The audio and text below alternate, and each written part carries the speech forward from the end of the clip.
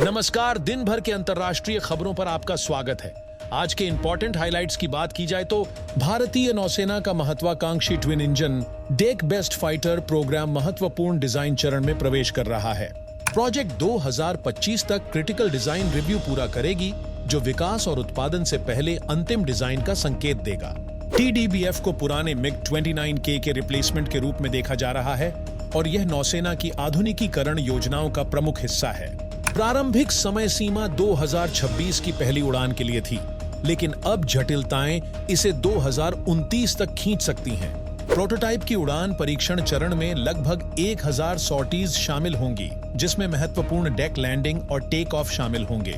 परियोजना का नेतृत्व एरोनॉटिकल डेवलपमेंट एजेंसी कर रही है और इसके विकास के लिए लगभग 14,000 करोड़ रुपए आवंटित हो सकते हैं। नौसेना TDBF के साथ 22 राफेल एम फाइटर्स और 4 राफेल बी ट्रेनर्स भी खरीद रही है। अगली बड़ी अपडेट यह है कि भारतीय सेना अपने महिंद्रा LSV में लूटिंग म्यूनिशन को जोड़कर अपनी फायर पावर को अगले स्तर पर ले जा रही है। यह कदम स्पेनिश 120 mm अलाक्रान मोर्टार्स और मिलान 2 TNT टैंक गाइडेड मिसाइल्स को सफलतापूर्वक LSV प्लेटफॉर्म पर जोड़ने के बाद उठाया गया है। LSV, जो अपनी गतिशीलता और सामरिक लचीलेपन के लिए जाना जाता है, भारतीय सेना के लिए एक मूल्यवान संपत्ति साबित हुआ है। लूटिंग म्यूनिशन, जिसे कामिकाजी ड्रोन भी कहा जाता है, युद्ध क्षेत्र पर विस्तारित समय तक रह सकते हैं, जिससे सटीक लक्ष्य पहचान और हमला संभव है।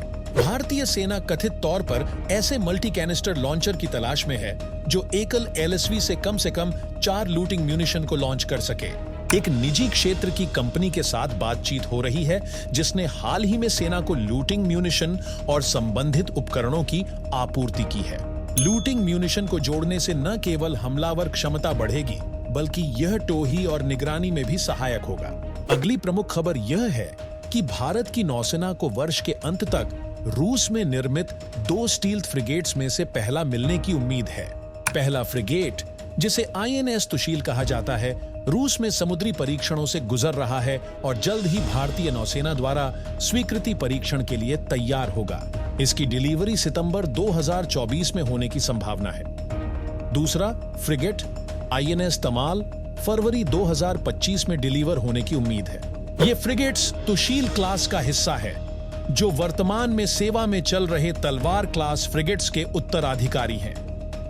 इस परियोजना ने यूक्रेन युद्ध के कारण चुनौतियों का सामना किया, खासकर यूक्रेन में निर्मित इंजनों को लेकर। इस समस्या के समाधान के लिए भारतीय शिपयार्ड के कर्मियों को रूस भेजा गया था।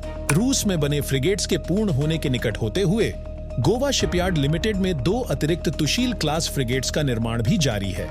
इनमें से पहली भारतीय निर्मित फ्रिगेट जल्द ही समुद्री परीक्षणों के लिए लॉन्च की जाएगी, जिसकी डिलीवरी मध्य 2026 तक लक्षित है। इस परियोजना को यूक्रेन युद्ध के बावजूद सफलतापूर्वक आगे बढ़ाने के लिए भारत और रूस ने मिलकर काम किया है। भारतीय नौसेना के लिए ये फ्रिगेट्स सामरिक रूप से महत्वपूर्ण हैं और उनकी क्षमताओं को मजबूत करेंगे।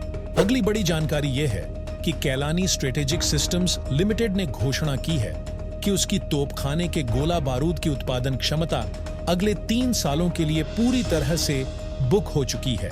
कंपनी ने 70 mm से 155 mm तक के तोपखाने के गोले सफलतापूर्वक विकसित किए हैं, जो सशस्त्र बलों की विभिन्न जरूरतों को पूरा करते हैं। KSSL के उत्पादों की मांग केवल घरेलू ऑर्डर्स तक सीमित नहीं है। यूरोपीय देशों से भी 155 mm तोपखाने के गोलों की कमी के चलते लगातार पूछताछ हो रही है। इस वैश्विक मान्यता से KSSL का उभरता हुआ प्रतिष्ठान एक विश्वसनीय और सक्षम गोला बारूद निर्माता के रूप में हुआ है। ऑर्डर बुक्स की भरमार और बढ़ती अंतरराष्ट्रीय रुचि के साथ KSSL भारत की गोला बारूद उत्पादन क्षमताओं को मजबूत करने में अहम भूमिका निभाने के लिए तैयार है। कंपनी संभावित रूप से वैश्विक बाजार में एक प्रमुख आपूर्तिकर्ता बन सकती है। KSSL की इस महत्वपूर्ण उपलब्धि ने भारतीय रक्षा उत्पादन में नवीन सशक्तिकरण का मार्ग प्रशस्त किया है। अगली बड़ी अपडेट यह है कि भारत का सुखोई Su-30 MKI बेड़ा सॉफ्टवेयर डिफाइंड रेडियो तकनीक के साथ महत्वपूर्ण अपग्रेड से गुजर रहा है। हालांकि आधिकारिक आपूर्तिकर्ता की पुष्टि नहीं हुई है, लेकिन उद्योग में एल्बिट सिस्टम्स को मजबूत दावेदार माना जा रहा है। यह अपग्रेड इंडियन एयरफोर्स की संचार और स्थिति जागरूकता क्षमताओं को बढ़ाने का वादा करता है। SDRs पारंपरिक रेडियो की तुलना में अधिक व्यापक आवृत्तियों और प्रोटोकॉल को संभाल सकते हैं, जिससे संचार में लचीलापन आता है।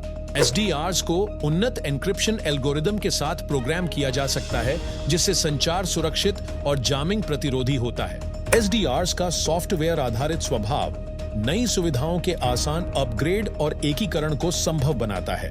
SDRs अन्य प्लेटफॉर्मों, ग्राउंड स्टेशनों और सहयोगी बलों के साथ बेहतर समन्वय और सूचना साझा करने को सक्षम करते हैं। अगली बड़ी अपडेट यह है कि म्यूनिशंस इंडिया लिमिटेड ने हाल ही में अपनी टेस्टिंग क्षमताओं को बढ़ाने के लिए Ruger precision point 338 Lapua Magnum model 18080 को खरीदा है। यह खरीदारी डिफाइंड एंटरप्राइजेस प्राइवेट लिमिटेड के माध्यम से की गई, जो MIL के गोला बारूद परीक्षण में एक महत्वपूर्ण कदम है।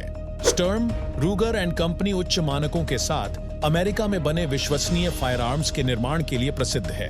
Ruger precision point 338 Lapua Magnum model 18080 उच्च प्रदर्शन और सटीकता प्रदान करने के लिए डिजाइन किया गया है।